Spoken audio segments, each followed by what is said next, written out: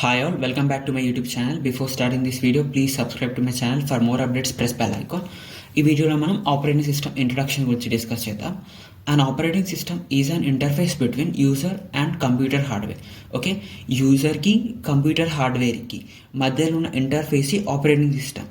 మామూలుగా కంప్యూటర్ అనేది మొత్తం ఒక హార్డ్వేర్ డివైస్ కదా మనకి.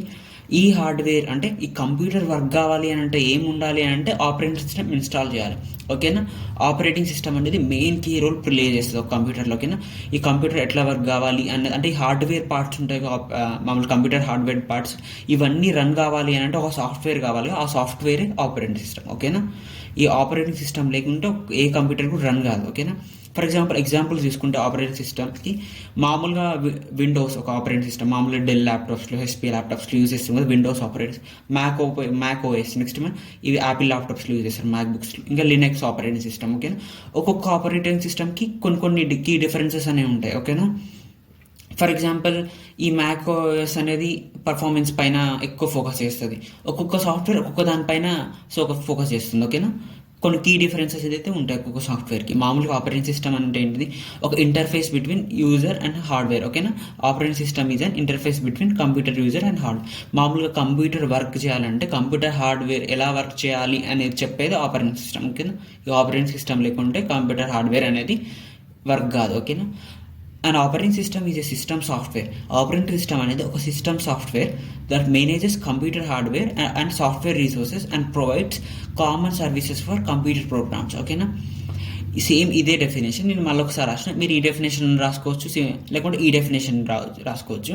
ఈ డెఫినేషన్ అనేది కొంచెం స్టాండర్డ్గా ఉంది. ఓకేనా, and operating system is a system software. చాలా ఇంపార్టెంట్ వర్డ్.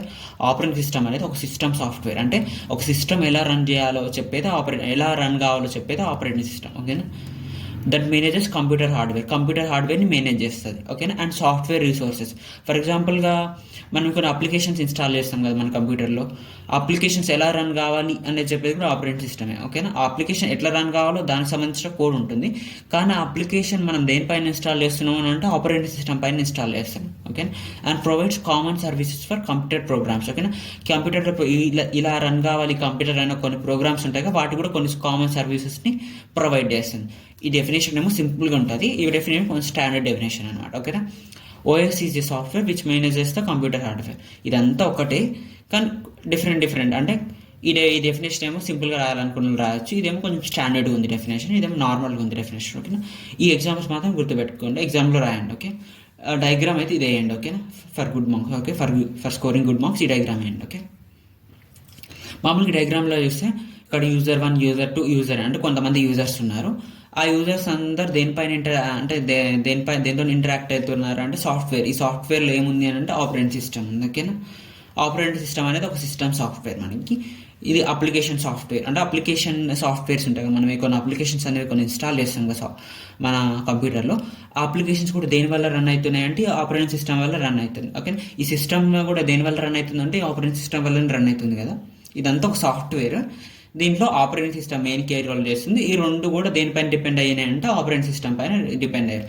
యూజర్స్ అనే వాళ్ళు దేనిపైన డిపెండ్ అయ్యారు అంటే ఈ ఎంటైర్ పార్ట్ పైన డిపెండ్ అయ్యారు. ఓకేనా, ఈ ఆపరేటింగ్ సిస్టమ్ దేనిపైన డిపెండ్ అయిందని అంటే హార్డ్వేర్ పైన, అంటే హార్డ్వేర్ని మేనేజ్ చేస్తుంది అన్నట్టు ఆపరేటింగ్ సిస్టమ్. ఓకేనా, ఇక్కడ చెప్పినా కదా మనం హార్డ్వేర్ని కూడా మేనేజ్ చేస్తుంది, మేనేజ్ చేస్తే హార్డ్వేర్. ఓకేనా, ఇక్కడ హార్డ్వేర్ని ఏం చేస్తుందంటే మేనేజ్ చేస్తుంది. హార్డ్వేర్లో ఏముంటాయి, CPU, RAM, input output devices ఇవన్నీ ఉంటాయి కదా, వీటిని మేనేజ్ చేస్తుంది. ఓకేనా, ర్యామ్ అసైన్ చేయటం ఒక అప్లికేషన్కి, లేకుంటే సిపియు టైం అసైన్ చేయటం ఇలాంటివి చేస్తుంది. ఓకే, ఇన్పుట్ అవుట్పుట్ డివైజెస్ని హ్యాండిల్ చేయటం. ఓకేనా, అర్థమైంది అనుకుంటున్నా. సింపుల్గా ఆపరేటింగ్ సిస్టమ్ అంటే యూజర్కి కంప్యూటర్ మధ్యలో ఇంటర్ఫేస్. ఓకేనా, simple definition.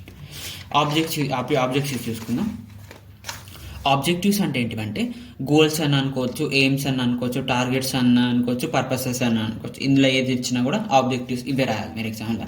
First one efficiency అంటే ఏంటిదంటే improve system speed and responsiveness. ఓకేనా, ఫర్ ఎగ్జాంపుల్ ఆపరేటింగ్ సిస్టమ్ వల్ల మెయిన్ యూజ్ ఏంటిదంటే ఆపరేటింగ్ సిస్టమ్ ఏం చేయాలి అంటే సిస్టమ్ స్పీడ్ని ఇంక్రీజ్ చేయాలి. అండ్ రెస్పాన్సివ్నెస్ అంటే మీరు ఏదైనా బటన్ క్లిక్ చేస్తే ఏమంటే రెస్పాండ్ అయ్యే విధంగా ఉండాలి. ఓకేనా, efficiently handles multiple tasks and processes అంటే మల్టిపుల్ సాఫ్ట్వేర్స్ని రన్ చేసే కేపబిలిటీ ఉండాలి. అంటే మల్టిపుల్ ప్రాసెస్ అంటే ఇక్కడ సాఫ్ట్వేర్ అని అనుకోవచ్చు, అప్లికేషన్స్ అని అనుకోవచ్చు, వాటిని హ్యాండిల్ చేసే కేపబిలిటీ ఉండాలి. ఓకేనా, మల్టీ టాస్కింగ్ అనమాట. ఓకేనా, optimises the utilisation of hardware components, అంటే ఆప్టిమైజ్ చేయాలి. ఆప్టిమైజ్ అంటే బెస్ట్ పర్ఫార్మెన్స్ని ఇవ్వాలి. ఓకేనా. Ability to evolve, operating system ఎలా ఉండాలంటే ఎబిలిటీ టు ఎవాల్వ్ అయ్యే విధంగా ఉండాలి. కెన్ హ్యాండిల్ న్యూ టెక్నాలజీస్, అంటే న్యూ టెక్నాలజీస్ని హ్యాండిల్ చేసే క్యాపబిలిటీ ఉండాలి ఆపరేటింగ్ సిస్టమ్కి. Can accommodate increasing system demands and complexity, system డిమాండ్స్ని కూడా హ్యాండిల్ చేసే విధంగా ఉండాలి. ఓకేనా. Next one convenience, the operating system should provide an environment that is simple and easy to use. ఓకేనా. ఆపరేటింగ్ సిస్టమ్ ఎలాంటి ఎన్విరాన్మెంట్ని ప్రొవైడ్ చేయాలంటే ఆ ఎన్విరాన్మెంట్ సింపుల్గా అండ్ ఈజీ టు యూజ్గా ఉండాలి. ఓకేనా. Resource management, fair allocation of resource, అంటే ఏంటంటే ఫర్ ఎగ్జాంపుల్ ఒక 2-3 అప్లికేషన్స్ ఉన్నాయి అనుకోండి. ఒక అప్లికేషన్కి ఎక్కువ ర్యామ్ని ప్రొవైడ్ చేస్తుంది, ఇంకొక అప్లికేషన్కి తక్కువ ర్యాండమ్ యాక్సెస్ మెమరీని ప్రొవైడ్ చేస్తుంది. అంటే అలా చేయకుండా ఫెయిర్ ఎలొకేషన్ ఆఫ్ ప్రతి రిసోర్స్ని కూడా ఫెయిర్గా ఎలొకేట్ చేయాలి. ఓకేనా. Distribute system resources like CPU time, memory, disk space among different users and process fairly. అంటే ఇది చెప్పినా కదా, ఇలా మెమోరీని కానీ CPU టైంని కానీ ఫెయిర్గా డిస్ట్రిబ్యూట్ చేయాలి. ఓకేనా. Security, protect system and data. ఓకేనా. సిస్టమ్ని ప్రొటెక్ట్ చేయాలి, సిస్టంలో ఉన్న డేటాని కూడా ప్రొటెక్ట్ చేయాలి ఆపరేటింగ్ సిస్టమ్.